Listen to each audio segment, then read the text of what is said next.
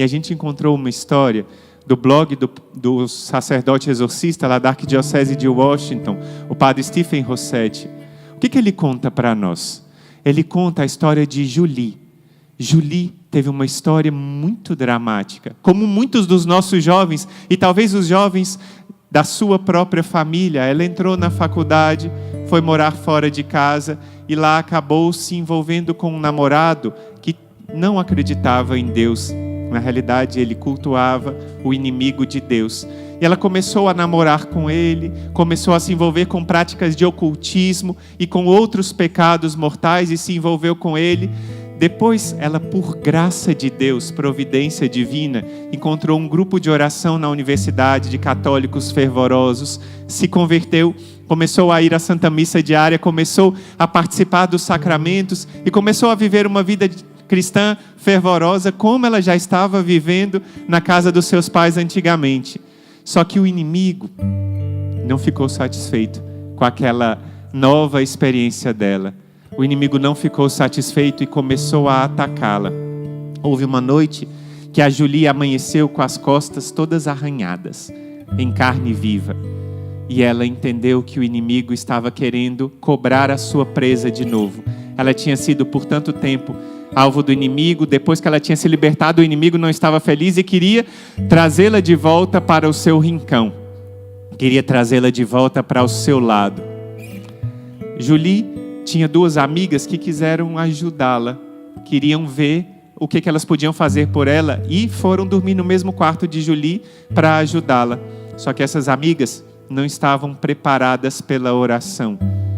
E acabaram, depois de um tempo, elas próprias se afastando. Uma delas acabou perdendo a fé e abandonou a faculdade, vivendo uma vida de promiscuidade. E a outra até pensou em suicídio, mas acabou saindo. E acabou saindo da faculdade. Aí Julie ficou sozinha e ela procurou um sacerdote para poder receber as orações de exorcismo. Começou até a receber enquanto ela estava na faculdade, mas depois ela resolveu voltar para a casa dos pais. Assim que ela voltou para a casa dos pais, ela ficou liberta. No momento onde ela chegou na casa dos pais, o demônio não se manifestou mais, ela ficou completamente liberta. Sabe o que acontecia nessa casa dos pais dela? Era uma casa repleta de sinais sagrados, de crucifixos, de imagens abençoadas. Naquela casa, os pais dela aspergiam água benta pela casa com frequência. E naquela casa, os seus pais eram cristãos fervorosos e rezavam com muita força naquela casa. Entendeu que naquela casa o inimigo não tinha poder? Era uma casa blindada, protegida pela oração, protegida por Deus. E daí a gente vai pensar em 3 pontos nessa história que dizem respeito ao nosso exército de São Miguel e dizem respeito a tudo aquilo que Deus tem feito durante todos esses meses no meio do nosso exército de São Miguel. Em primeiro lugar, um cuidado para os pais. Cuidado com as amizades dos seus filhos. Cuidado com quem eles estão se encontrando nos jogos. A gente tem falado sobre isso. A gente falou, foi essa semana, não foi, irmão? Sobre o Guilherme, aquele homem lá em São Paulo, não é? Acho que foi nessa semana ou na semana passada. Falamos sobre o Guilherme, aquele caso terrível que aconteceu em São Paulo, que ele acabou assassinando aquela jovem Ingrid, porque ele era envolvido e ela o conheceu num jogo.